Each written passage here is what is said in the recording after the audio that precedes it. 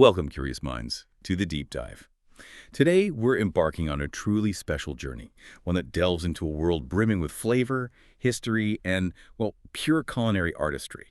We're talking about Spread'em, which is book 3 of the Shrimp Boat series. It's by the wonderfully insightful author known as Mathematics, that's Maphematics, Matthew Wadsworth Carter. And let me tell you, this isn't just, a book of recipes. It's really designed to be your ultimate, complete guide to homemade fruit spreads. Exactly. And our mission today in this deep dive is to meticulously unpack this comprehensive guide. We're going beyond just identifying what these various spreads are. We want to delve into their rich history, their profound cultural significance, and the sheer artistry involved in actually making them. Think of this curated exploration as your direct shortcut, maybe, to being truly well-informed about this incredibly vibrant and delicious corner of the culinary world. And trust us, we think there'll be surprising facts and plenty of aha moments along the way. Oh, absolutely. Just listening to the book description itself is enough to get your taste buds tingling. It invites you to imagine sunshine on your tongue, portraying the book as a passport to a world where every fruit is a portal to flavor ecstasy.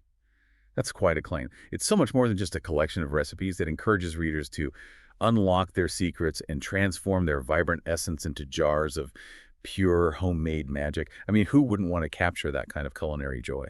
And just to ground our discussion in its contemporary value, it's worth noting that Spread'em was published quite recently, December 6, 2023. So this isn't merely a historical overview, it's a current comprehensive guide, meticulously researched, presented for today's culinary enthusiasts. It really blends that ancient wisdom with, modern knowledge. That's such a crucial point. And the way the book introduces its philosophy, it really pulls you in with such vivid, almost poetic imagery. The introduction paints a picture of sun-warmed mangoes whispering tales of tropical beaches, bursting with citrus and spice. Or imagine this, ripe blackberries, their jewel-like darkness promising a symphony of sweet and tart. And who could resist plump figs, their honeyed flesh, a taste of ancient Mediterranean sun? This isn't just about making food. It's about connecting with the very soul of the fruit, coaxing out hidden harmonies and crafting jams that sing with the true soul of fruit, positioning each creation as a unique masterpiece. It truly makes you feel like an artist in your own kitchen, doesn't it? It absolutely does. And what's truly compelling about this philosophy is its deep emphasis on reconnecting with nature's bounty. I mean, in an age where so much of our food comes pre-packaged and processed, the act of making these spreads from scratch is presented as a mindful return. Appreciating natural produce in its purest form, it offers a tangible escape from the sterile jars and predictable flavors of store-bought spreads, allowing for a deeper, more personal, and ultimately, I think, more satisfying connection to what we consume. It's a call to slow down and savor. Right. And it extends beyond just the individual act of creation. This invitation to reconnect with nature's bounty also highlights the potential for creativity and connection with others. The book talks about sparking laughter with unexpected pairings like pear rosemary chutney. That sounds interesting. And creating memories that linger long after the last spoonful is savored. It truly promises to explore a kaleidoscope of possibilities. It's not just about what you eat, but the shared experience around it, the memories you build. That holistic view is deeply supported by the, frankly, impressive scope of ingredients featured in Spread'em. While we couldn't possibly list all of them today, the sheer breadth of the palette of ingredients is remarkable. This book includes a staggering 77 different fruits. 77. Yes, ranging from widely known favorites like apples, apricots, strawberries, to more exotic and intriguing options that might genuinely surprise you. We're talking about Aki, Atamoya, Black Sapote, Durian spread. Tebridikaba, miracle fruit, Salak, which is also known as snake fruit, and even ugly fruit. This immense list truly reinforces the book's claim as a complete guide and its expansive vision of fruit as a canvas for endless creativity. It's an open invitation to experiment with a truly global bounty, moving far beyond the familiar. All right, let's really dive into the heart of Spread'em, what the book calls the lexicon of fruit spreads. This section is designed as a detailed reference guide, meticulously defining and distinguishing 22 distinct types of fruit spreads. It's not just a list, it's a journey through flavor, texture, and history that will, I think, reshape how you think about preserves. Yeah, the value of such a precise lexicon cannot be overstated. Understanding these granular distinctions isn't just academic, it helps us appreciate the nuances that differentiate seemingly similar preserves. It celebrates the immense diversity of culinary techniques and global traditions. What truly grabs me about this is how these precise definitions not only classify, but also profoundly inform and inspire culinary practice.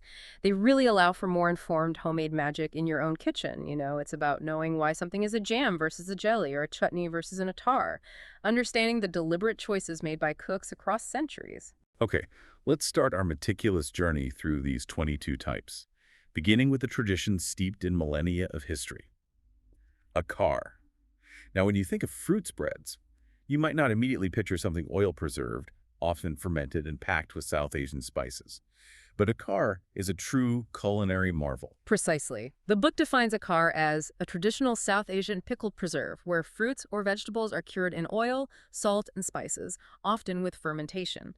What's remarkable here is the central role of oil, not just for flavor, but as a primary preservative. It creates an anaerobic environment, basically, that fundamentally alters the texture and extends shelf life by depriving spoilage microbes of oxygen. And when fermentation is involved, you're not just preserving, you're cultivating a complex flavor profile. Beneficial lactic acid bacteria contribute to its longevity, its unique tang, and can even introduce beneficial probiotics. It's an incredibly sophisticated natural preservation system. And this isn't a new trick, right? The historical fact tells us achar originated in the Indian subcontinent over 4,000 years ago as a method to preserve seasonal fruits during monsoons when fresh produce was scarce. 4,000 years. That speaks to incredible human ingenuity, born out of sheer necessity. Absolutely, it's a profound testament to ancient food science. When we look at that 4,000-year timeline, it makes you consider not just the ingenuity, but the advanced understanding of ecosystems and seasons that early civilizations possessed. Monsoons brought bounty, but also rapid spoilage. So developing a method that could lock in those flavors and nutrients was literally a matter of survival. It highlights a universal human drive. How do we harness nature's fleeting gifts for year-round sustenance? This method, using oil and often fermentation, is a sophisticated answer that predates modern refrigeration by millennia, showcasing an early mastery of food chemistry. And even with that ancient lineage, achar isn't monolithic. It's not all the same. The book points out the incredible regional variations. For instance, the word akar comes from the Persian achar, and different regions have distinct spice blends. Bengali achar uses panchphoron, while Gujarati versions often include jaggery. What kind of flavor journey do those regional differences create? Oh, it's a kaleidoscope of flavors, truly. Take panchphoron. That's a 5-spice blend: fenugreek, nigella, cumin, black mustard, and fennel seeds characteristic of Bengali cuisine. It imparts this incredible aromatic warmth and a subtle bitterness. Now compare that to Gujarati versions incorporating jaggery, which is an unrefined cane sugar. That introduces a rich, molasses-like sweetness that beautifully balances the spice and tang, creates a more rounded, almost caramelized profile. It's a wonderful example of how a foundational preservation technique becomes a canvas for local ingredients and cultural identity, expressing distinct culinary palettes. Okay, from the deep, savory, and often spicy notes of achar, let's pivot to something many of us might find a bit more familiar, but still full of surprises. Chutney. This is often a chunky, savory, sweet concoction, distinctive for its vinegar base and complex spicing. And it can include fruits, vegetables, herbs. Exactly. Spreadem defines chutney as a condiment made from fruits, vegetables, herbs, and spices, preserved with vinegar and sugar, originating from the Indian subcontinent. The critical element here is vinegar as the primary preservative, often balanced with sugar. It's this acidic backbone that gives chutney its characteristic piquant edge, a sharp sweetness that makes it an ideal accompaniment for so many dishes. Curries, roasted meats, the complex spicing, often a blend of sweet, pungent, and savory notes, is what elevates it beyond the simple relish. And what's truly fascinating is its journey across the globe. The book tells us that British colonizers brought chutney recipes back to England in the 18th century, where Major Grey's chutney became the first commercially produced version in 1830. So it went from home kitchens to a global brand that quickly. That's a remarkable example of culinary cross-pollination and commercialization. Yes. This wasn't just a recipe being adopted, it was a food item transforming from a regional homemade staple into a commercially viable product on a different continent. It speaks to how colonial exchange profoundly shaped global foodways, integrating new flavors and techniques into diverse culinary landscapes. Chutney became a symbol of exotic taste accessible to a wider audience, a testament to its versatile appeal, demonstrating how easily a beloved condiment can transcend borders and cultural contexts. And the name itself is quite evocative. Chana, from Hindi, meaning to lick. Yes. And traditionally, the book notes, each Indian household had its own secret family recipe passed down through generations. See, that really paints a picture of a personal, intimate culinary heritage, doesn't it? It certainly does. To lick implies an irresistible deliciousness, right? Something so good you want to savor every last drop. And the idea of secret family recipes is potent. It underscores that beyond technique, food is about memory, identity, shared heritage. This concept of personal homemade magic, where your unique blend of flavors becomes a family legacy, is deeply resonant with the philosophy of spread'em. It's a reminder that cooking is often an act of love, passed down through generations. Okay, moving to something a bit lighter and more immediate that prioritizes fresh flavor. Compote. We're talking about gently stewed fruit and a light syrup. Soft, chunky texture, more liquid than jam, and typically enjoyed fresh rather than preserved long term. Right. The book defines compote as a dessert of fruit cooked in sugar syrup served fresh and not intended for long-term preservation. This ephemeral nature is key.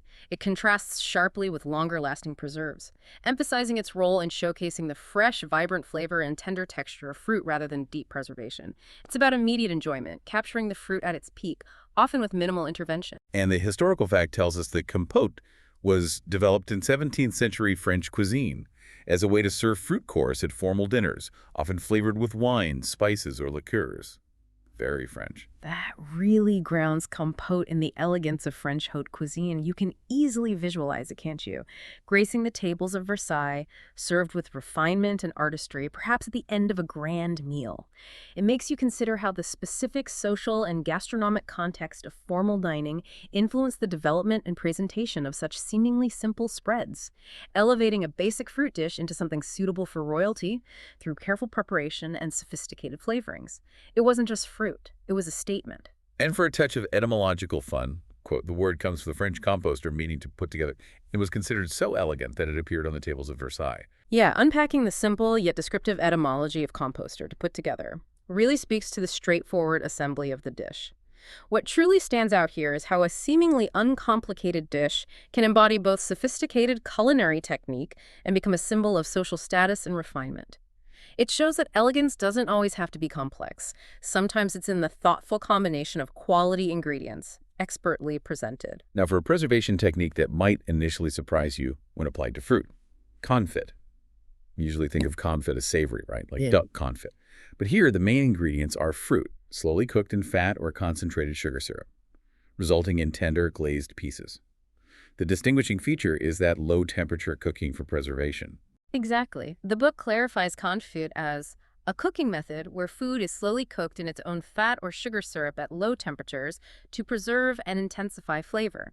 It's crucial to understand the dual application, fat for savory confit and concentrated sugar syrup for fruit. The emphasis on precise, low-temperature cooking is vital for both tenderizing the fruit and preserving it. The sugar syrup draws out moisture through osmosis, inhibiting microbial growth, while the gentle heat ensures the fruit becomes tender without breaking down or aggressively caramelizing, which would be undesirable. That's a fascinating evolution. The historical fact reveals that confit was originally developed in medieval France as a preservation method for duck and goose, adapted to fruits in the 19th century by French pastry chefs. That truly highlights the fascinating evolution and adaptation of a culinary technique across different food types. It speaks to the ingenuity of 19th century French pastry chefs.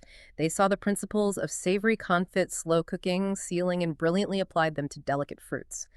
Looking at the broader implications, culinary innovation frequently involves this kind of cross-pollination, reapplication of techniques across diverse culinary domains, showing how creative chefs continuously push boundaries and discover new applications for established methods. And for a practical detail, fruit confit can preserve for months due to the concentrated sugar environment, and the technique requires temperatures below 200 degrees Ervil to prevent caramelization.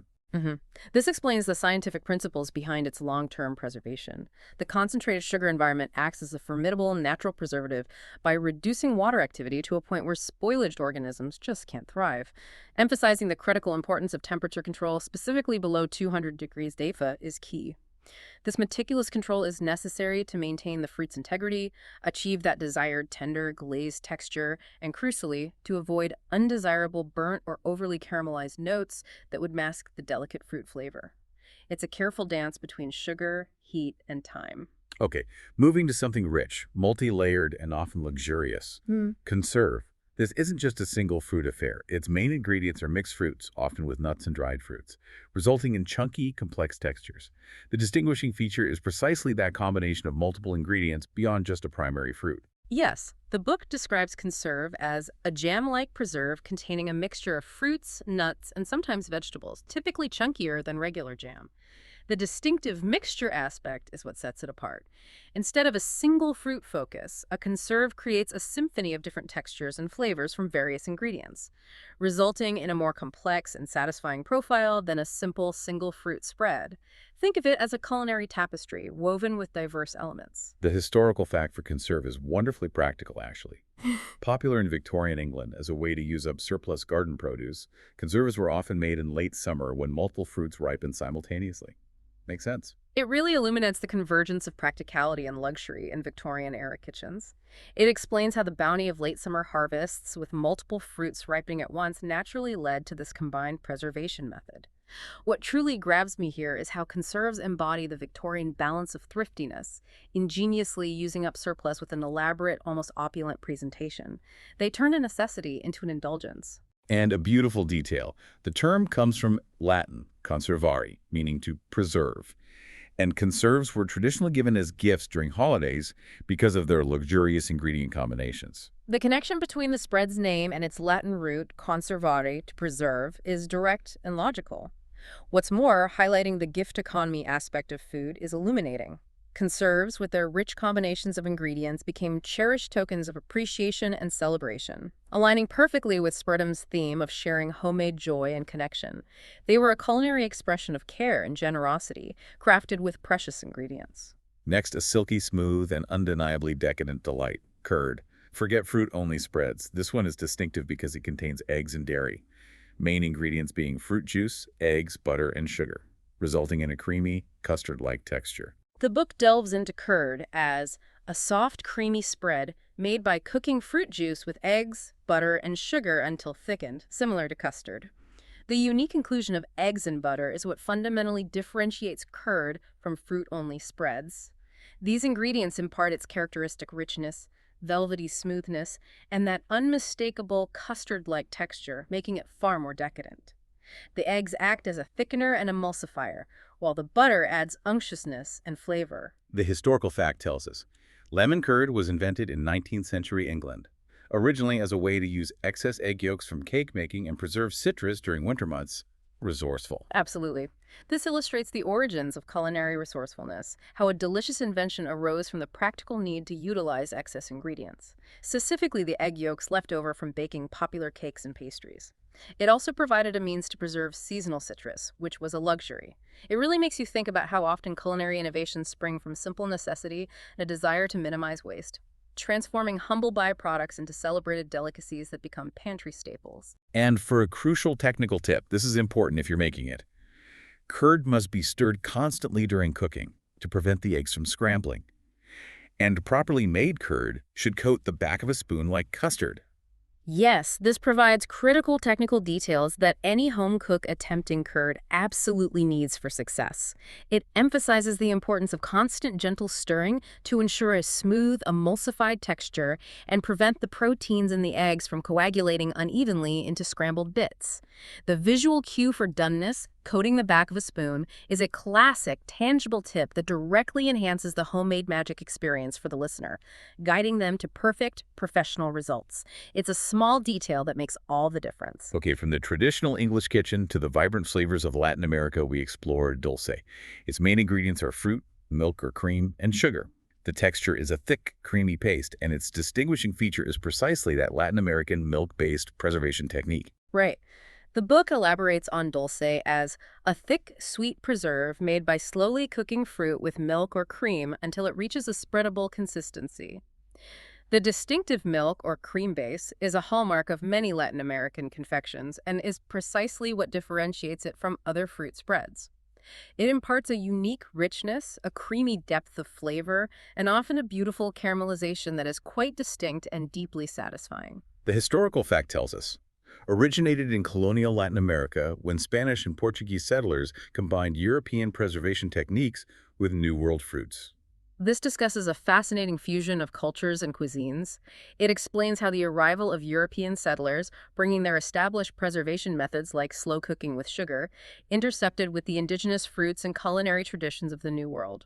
Looking at the broader implications, it highlights the dynamic and flavorful interplay of indigenous ingredients and introduced culinary techniques in shaping global foodways, creating entirely new and delicious forms of food that became cultural cornerstones. And for a delicious example, dulce de membrillo, quince dulce, is so popular in Argentina that it's served with cheese as a standard dessert course. And the cooking process can take up to 6 hours. Wow. That provides a specific, delicious example of its cultural importance, particularly focusing on dulce de membrillo con dulce and its classic pairing with cheese in Argentina, similar to a quince paste. The mention of a cooking process that can take up to 6 hours underscores the dedication, patience, and slow craft involved in its traditional preparation. This echoes the artisan spirit promoted by Spreadum, where time and careful attention are essential ingredients in achieving true culinary excellence and that signature creamy texture. Now, for an ancient technique making a significant comeback in modern culinary circles, especially for its health benefits, fermented fruit. Its main ingredients are fruit, salt, and natural fermentation cultures. The texture varies, often tangy and effervescent. Its distinguishing feature is that lactofermentation creates probiotics and preserves without cooking. Mhm. The book defines fermented fruit as fruit preserved through controlled fermentation using beneficial bacteria, creating lactic acid that preserves the fruit while developing complex flavors. The no-cook aspect is a key differentiator, setting it apart from most other preserves. The scientific process of lactic acid production by beneficial bacteria acts as both a powerful preservative, lowering the pH to inhibit spoilage organisms, and a flavor enhancer, developing those desirable tangy, complex, and sometimes effervescent notes. It's truly a living food. The historical fact for fermented fruit is truly global. Ancient preservation method used by virtually every culture. Korean bunja, European fermented berries, and Inuit fermented cloudberries all developed independently. This highlights the remarkable universality of fermentation as a preservation method.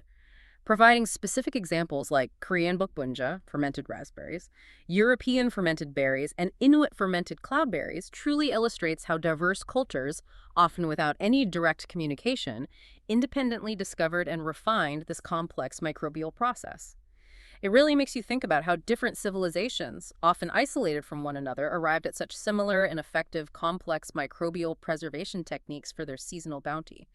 It points to a deep, intuitive understanding of natural processes. And for a fascinating detail, fermentation can increase certain vitamins and creates beneficial probiotics, while the process naturally produces small amounts of alcohol and carbon dioxide. Yeah, this elaborates on both the tangible health benefits, the increase in certain vitamins, and the creation of beneficial probiotics, which are fantastic for gut health, and the subtle chemical byproducts. The natural production of small amounts of alcohol and carbon dioxide contributes directly to that characteristic tangy and effervescent texture and flavor. This offers an aha moment about the unique sensory experience and enhanced nutritional profile that fermented fruit provides, making it a truly dynamic and healthful preserve. Okay, moving to a deeply concentrated and velvety classic, fruit butter. We're talking pureed fruit, slow cooked until incredibly thick. The texture is smooth, spreadable with no sugar crystals. And its distinguishing feature is precisely that long cooking process and minimal added sugar, relying instead on natural fruit sugars for sweetness. Right. The book clarifies fruit butter as a smooth, thick spread made by cooking fruit puree for hours until natural sugars concentrate and caramelize. The emphasis here is on the purity of the fruit base.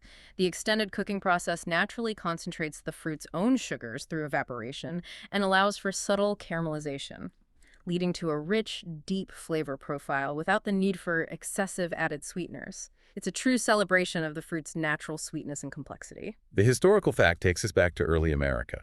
Developed by Pennsylvania Dutch settlers who slow-cooked fruit in large copper kettles over wood fires, often stirring for 12-plus hours. 12 hours. This discusses the communal and incredibly labor-intensive aspects of fruit butter's creation in early American history. Imagine the scene. Families and communities gathered, taking turns stirring immense copper kettles over crackling wood fires for half a day or more. What truly grabs me here is the sheer dedication and community effort involved in producing this staple, reflecting a different pace of life and a strong sense of shared labor and reward. It highlights food as a communal project, a binding force in early settlements. And for a truly unique piece of history, Apple butter was so valuable to early American settlers that it was sometimes used as currency, and community apple butter parties were major social events. Currency. This explores the profound economic and social significance of apple butter. It's remarkable to consider how a food product could function as currency, demonstrating its intrinsic value within the community, often bartered for other goods. Furthermore, picturing apple butter parties as major community events paints a vivid picture of social cohesion and celebration centered around food. This further enriches the idea of sharing with loved ones and building memories, as highlighted by Spread'em, showcasing how food can be a powerful unifier and a marker of seasonal abundance. From lengthy cooking processes to a method that relies on moisture removal without cooking. Fruit leather. We're talking pureed fruit that's simply dehydrated, resulting in a flexible, chewy sheet.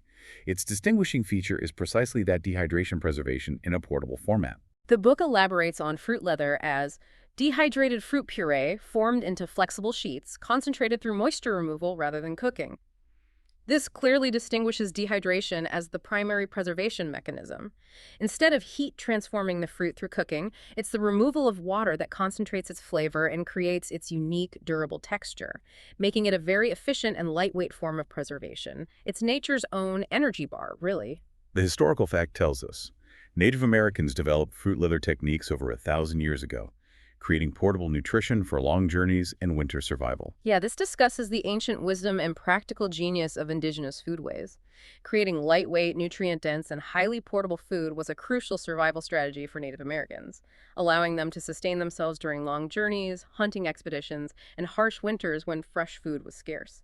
Looking at the broader implications, it demonstrates how deeply rooted food technology is in human history and ingenuity, born out of necessity and a profound understanding of natural resources and sustainable living. And for a rather impressive detail, properly made fruit leather contains no added sugar and can last for years when stored correctly, making it one of the most shelf-stable fruit preserves. That's amazing. It highlights the natural sweetness and remarkable shelf stability of fruit leather. The fact that it often contains no added sugar underscores its efficiency and nutritional value, making it a truly wholesome snack. Its ability to last for years when stored correctly makes it an enduringly practical and resilient long-term food source.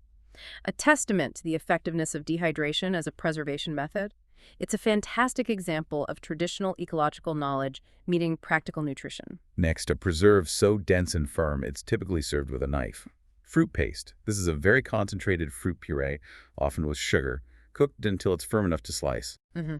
The book clarifies fruit paste as a very thick fruit preserve cooked until firm enough to slice, traditionally served with cheese. The defining characteristic here is undeniably its sliceable texture. This, combined with its classic culinary pairing, often with savory elements like cheese or charcuterie, positions it as a sophisticated and versatile component of a meal, rather than just a simple spread. It's an intensely flavored confection. The historical fact for fruit paste tells us membrillo, quince paste, originated in medieval Spain and was so prized that recipes were closely guarded secrets of monastery kitchens. Closely guarded secrets. This discusses the historical reverence for food and the significant role of monasteries as centers of both culinary and scientific knowledge during the medieval period. What truly grabs me here is the implied value and exclusivity suggested by closely guarded secrets. This reflects a time when such recipes were truly treasures, embodying not just sustenance but a form of intellectual and cultural wealth, often developed through meticulous trial and error over generations. It gives it an almost mystical quality. And for a fun detail about its presentation, authentic fruit paste should be firm enough to hold its shape when unmolded. And in Spain, it's traditional to serve it in geometric shapes cut with special molds. Ah, the artistry. This describes the visual artistry and precision involved in its presentation. The mention of geometric shapes and special molds connects to the idea of a unique masterpiece and canvas for endless creativity from Spread'em. It emphasizes that even a dense preserve can be elevated into a work of art, showcasing craftsmanship and aesthetic consideration alongside flavor. It's a testament to the idea that how food looks is just as important as how it tastes in certain cultural contexts. Okay, shifting gears to a more liquid and versatile form of fruit preparation. Fruit sauce. This is generally a pourable, smooth, or slightly pulpy puree of cooked fruit, sweetened. And incredibly versatile as a topping for desserts and even some savory dishes. Exactly. The book elaborates on fruit sauce as a pourable fruit preparation, smoother than compote but thinner than butter, used primarily as a dessert sauce or condiment. It's important to clearly distinguish its consistency and primary applications from those of compote, which is chunkier and typically served fresh, and fruit butter, which is thick and spreadable. Fruit sauce occupies that delicious middle ground, offering a vibrant burst of flavor that can be drizzled or dolloped, adding moisture and sweetness. The historical fact tells us cranberry sauce became associated with American Thanksgiving in the 1860s. Though indigenous peoples have been making similar sauces for centuries, that's an important distinction. Very important. This discusses the cultural adoption and specific association with a major holiday, but importantly, it acknowledges and respects the much earlier indigenous origins of similar fruit sauces.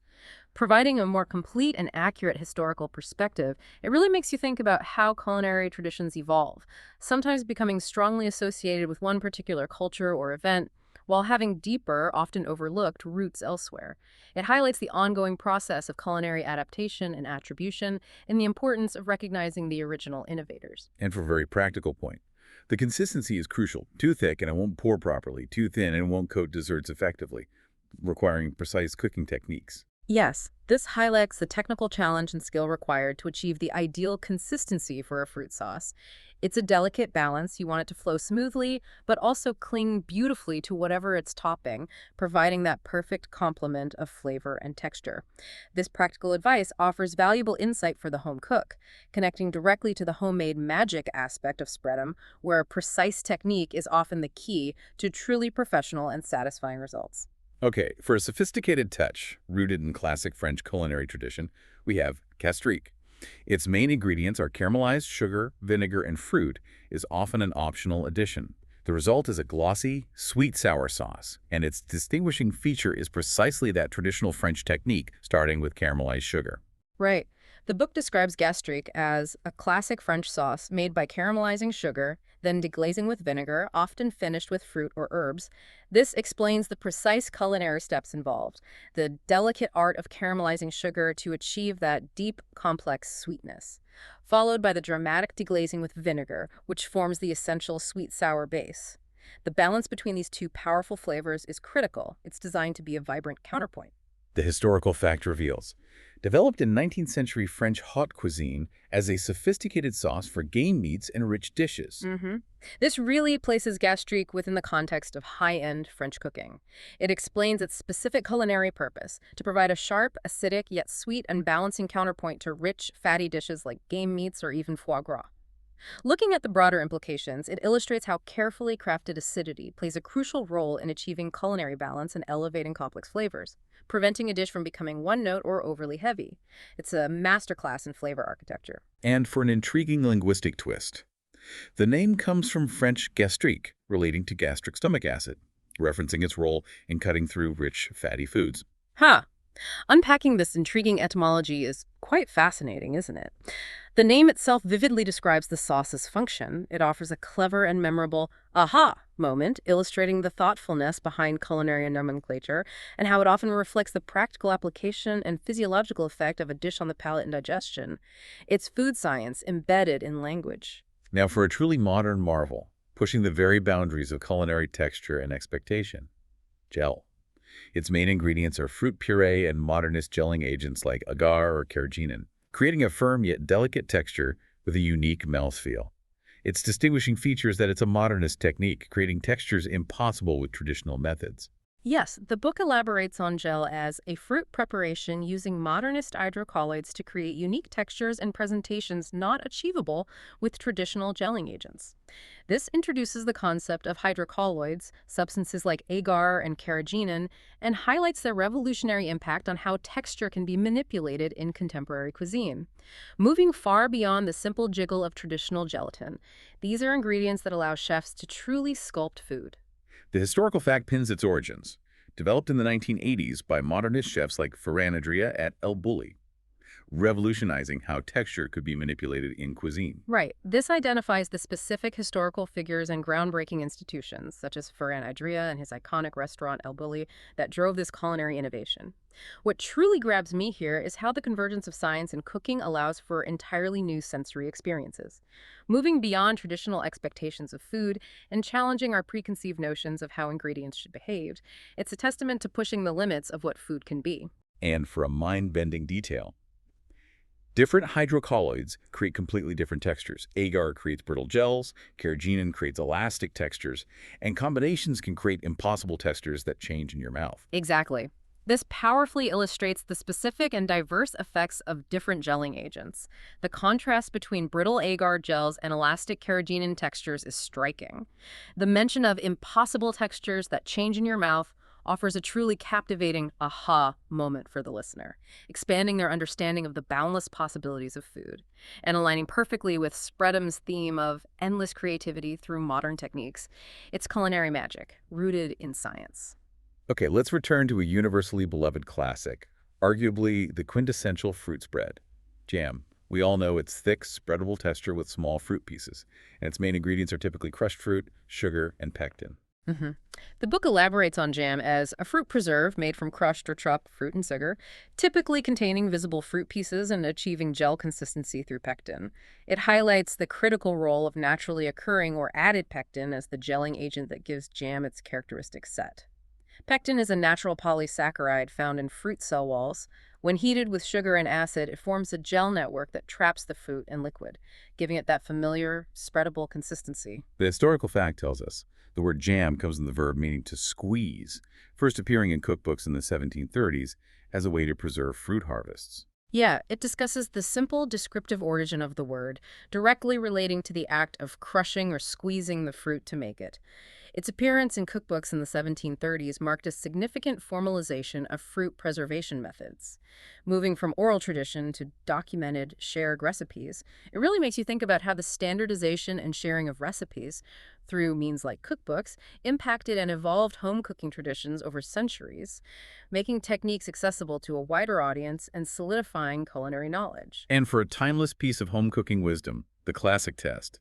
The jam test, dropping a spoonful on a cold plate to see if it wrinkles when pushed with your finger, has been used for over 200 years to test doneness. Oh, yes, the cold plate test. It describes a timeless, practical trick used by generations of home cooks. It provides a tangible, relatable detail for the listener, beautifully illustrating the enduring nature of homemade magic and culinary wisdom passed down through time. It's a simple, low-tech method that remains incredibly effective, connecting us to cooks from centuries past and proving that some techniques simply stand the test of time. Often mistaken for jam, but distinctly different in its elegant clarity. Jelly.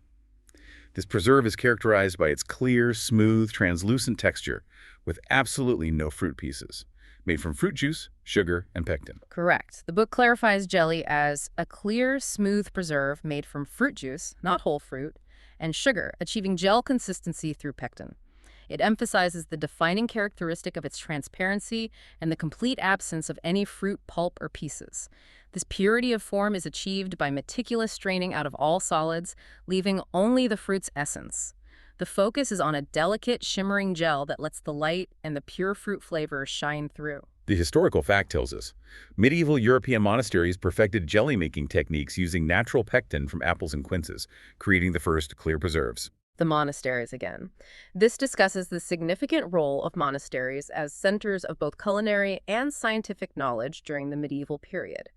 They meticulously experimented to discover and utilize natural pectin sources from fruits like apples and quinces. Looking at the broader implications, it shows how the pursuit of clarity and refinement, even in food, emerged as an aesthetic and technical goal in early European cuisine. Valued for both its visual appeal and extended shelf life, especially for presentation at aristocratic tables. And for a crucial technical aspect, making perfect jelly requires exact timing and temperature, too little cooking, and it won't set too much, and it becomes tough and syrupy. Absolutely.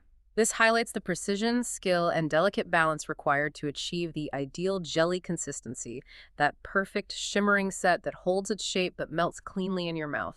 This detail underscores the artistry and technical challenge involved, further aligning with the idea of homemade magic that demands careful attention and a keen understanding of the ingredients' properties. It's a testament to the fact that even seemingly simple preserves demand mastery. A truly distinctive and often bittersweet citrus delight, marmalade.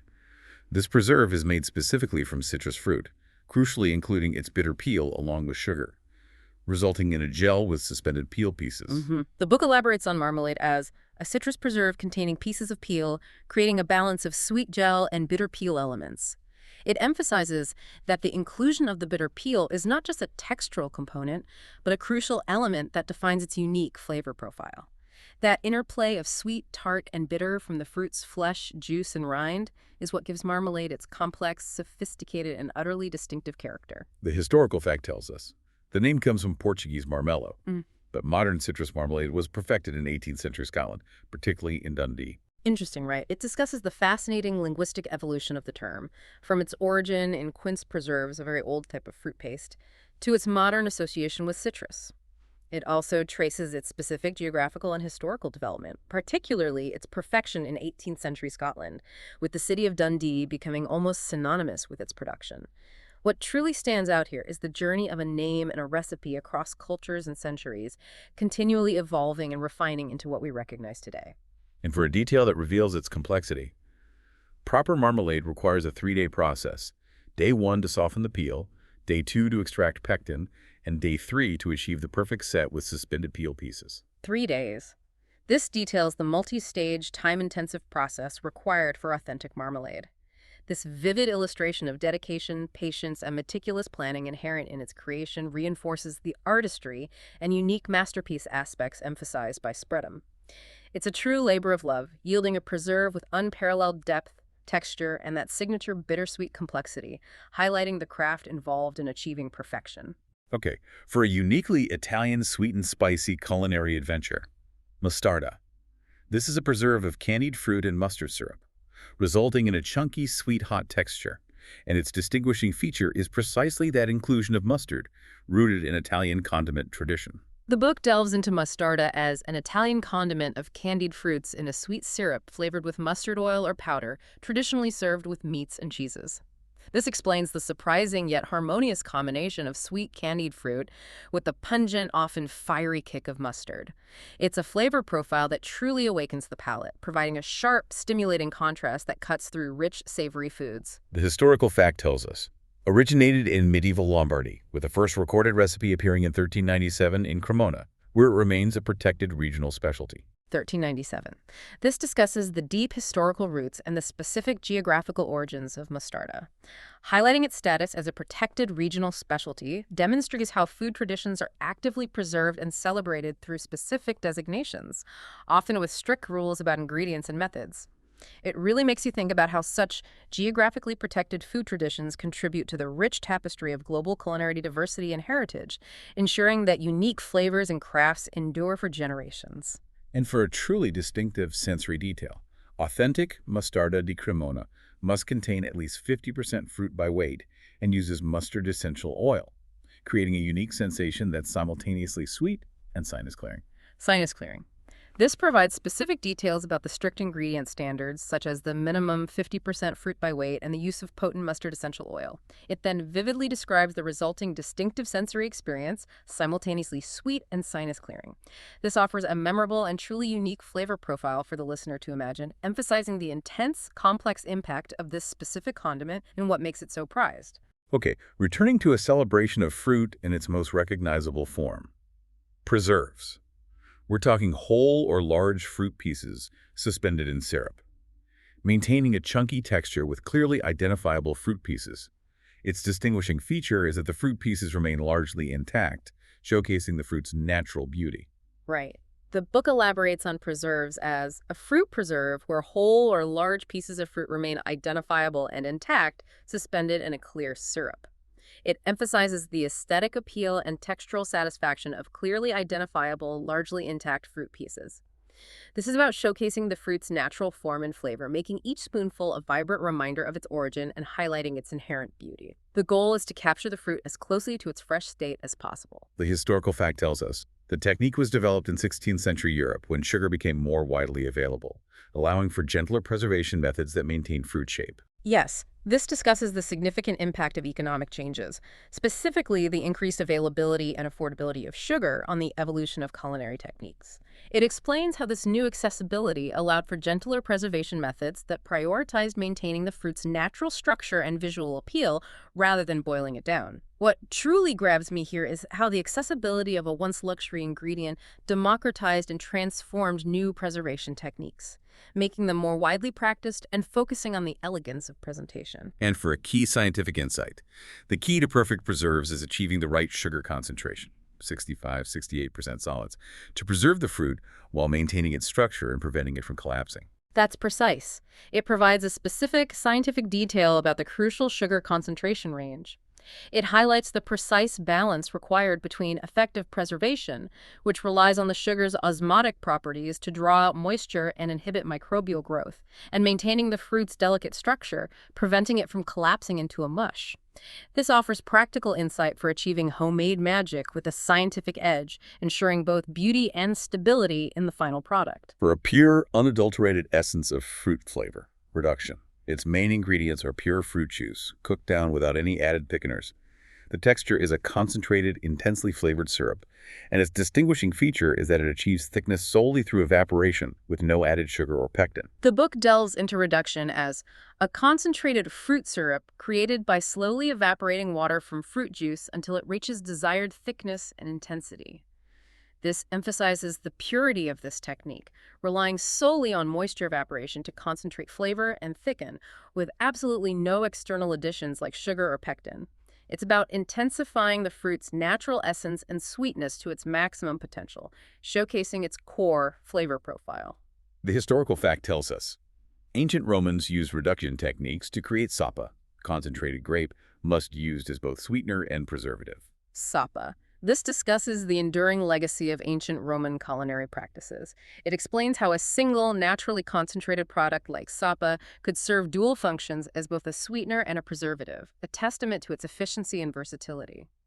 Looking at the broader implications, it reveals the ancient roots of intensely concentrated flavors and efficient food preservation, showcasing human ingenuity long before modern food science. It's a reminder that some of our most sophisticated techniques have ancient origins. And for a crucial technical detail, proper reduction requires maintaining low temperatures to prevent caramelization. The goal is pure, concentrated fruit flavor without any cooked or burnt notes. Absolutely key. This highlights the delicate balance and specific technical challenge involved in achieving a true reduction. It emphasizes the intentional pursuit of pure, concentrated fruit flavor, ensuring no unintended cooked or burnt notes detract from the true soul of fruit, as envisioned by Spreadum. It requires patience and a gentle hand to evaporate the water without altering the delicate flavor compounds, making it a technique that demands subtle mastery. Moving to a liquid concentrate with a fascinating history and a tangy kick, shrub. Its main ingredients are fruit, sugar, and vinegar, creating a liquid concentrate that's primarily a drinking vinegar mixed with water or spirits. Right.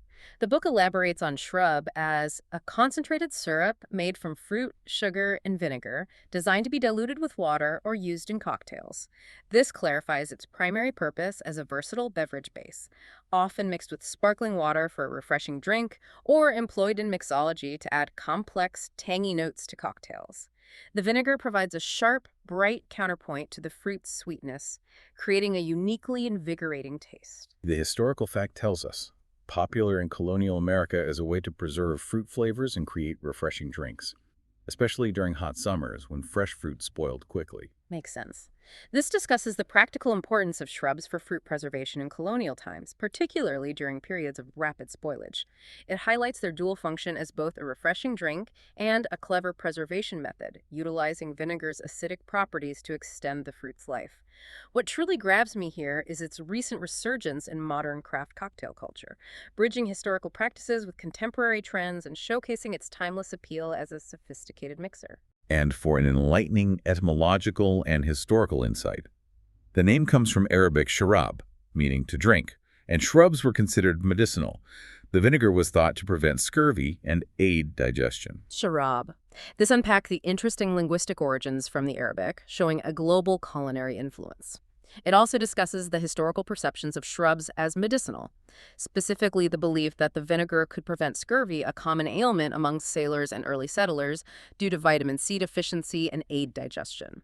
This offers a fascinating blend of cultural exchange, culinary history, and historical health beliefs, showing food's multifaceted role beyond mere sustenance. Finally, we conclude our lexicon with the universally recognized sweet liquid. Syrup. Its main ingredients are fruit juice and sugar, resulting in a liquid, pourable, sweet texture. And its distinguishing feature is its primary purpose as a liquid sweetener for pancakes, drinks, and desserts. Yes.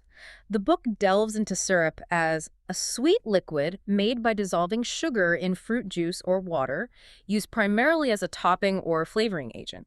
It's important to differentiate it from fruit reductions by the explicit addition of sugar and its primary culinary applications as a versatile sweetener and topping. It's about delivering concentrated sweetness and fruit flavor in a readily pourable form, enhancing other dishes without overpowering them. The historical fact tells us maple syrup production by indigenous North Americans dates back over 1,000 years, while fruit syrups became popular in 19th century soda fountains. Right. It acknowledges the profound and ancient indigenous North American history of syrup making, particularly with maple syrup, showcasing centuries of traditional knowledge and sustainable harvesting. It then discusses the later popularization and commercialization of fruit syrups in 19th century soda fountains, illustrating another pathway of culinary evolution and mass consumer adoption. Really makes you think about how staple, traditionally made ingredients transform into widespread, often commercially produced, consumer products, and what is gained or lost in that transition from craft to commerce. And for key insight into traditional versus commercial syrups, commercial fruit syrups often contain corn syrup for consistency, but traditional syrups rely on the natural pectin in fruit to prevent crystallization and maintain smooth texture. That's a great point. It highlights a key difference between commercial and traditional approaches to syrup making. It explains the natural role of pectin found in fruit alongside sugar and acid to prevent sugar crystallization and maintain a smooth texture in homemade syrups. This detail again connects to the authenticity and natural homemade magic championed by Spreadum, emphasizing the quality and integrity of ingredients in traditional preparations and the simple ingenuity of nature's own thickeners. So, what does this all mean? We've embarked on an incredible journey, haven't we? Meticulously deep diving into 22 distinct types of fruit spreads, from the ancient oil-cured methods of Ekiar, revealing millennia of human ingenuity, to the cutting-edge modernist techniques of gel, pushing culinary boundaries. We've explored the subtle, slow-cooked sweetness of fruit butter, steeped in early American community spirit, and the surprising sinus-clearing kick of mostarda, a medieval Italian marvel. It's been a truly delicious and enlightening exploration, showing the sheer breadth of human creativity with nature's bounty. And through this journey, we've truly reiterated the immense diversity, ingenuity, and cultural richness encapsulated within the lexicon of fruit spreads, and by extension, the entire Spreadum book by Mathematics. Each method and type of spread we've explored is a testament to human creativity, culinary resourcefulness, and a profound, enduring connection to nature's bounty and the timeless desire to savor its vibrant flavors across seasons and continents. It's a reminder that every jar holds a story, a history, and a piece of someone's craft. Absolutely. And it brings us back to the core promise and philosophy of Spreadum itself. It's an invitation to move beyond the ordinary, to coax out hidden harmonies, to share delicious creations with loved ones, and ultimately to create memories that linger long after the last spoonful is savored. The book's overarching message is clear. It truly is an invitation to reconnect with nature's bounty and transform humble fruit into jars of pure homemade joy. It's about bringing that deep connection into your own kitchen. Which raises an important question for you, our listener. After exploring such a vast and richly detailed landscape of fruit spreads from the most ancient to the most modern, the simple to the complex, which method or type of spread sparks your own culinary curiosity the most? And beyond simply making them, how might you take the spirit of Spreadum even further? Imagine combining elements from different traditions, perhaps the slow-cooked richness of a fruit butter with the unique spice profile of an Akar, or the textural intrigue of a modern Estrel with the classic fruit combinations of a jam. What unexpected masterpieces, what new forms of flavor ecstasy await your discovery in your own kitchen? That's the challenge, to be inspired and create something uniquely yours. That's the perfect challenge, isn't it? We wholeheartedly encourage you to pick up Spreadum by Mathematics, Matthew Wadsworth Carter, and to boldly experiment with the incredible range of fruits mentioned in the book, from the familiar to the, well, really exotic. Urge yourself to truly embrace the spirit of the season, the joy of discovery, and the canvas for endless creativity that homemade fruit spreads offer. There's a whole world of flavor waiting for you to unlock. Thank you so much for joining us on this deep dive into spread'em. Keep exploring, keep creating, and keep enjoying the wonderful world of flavor.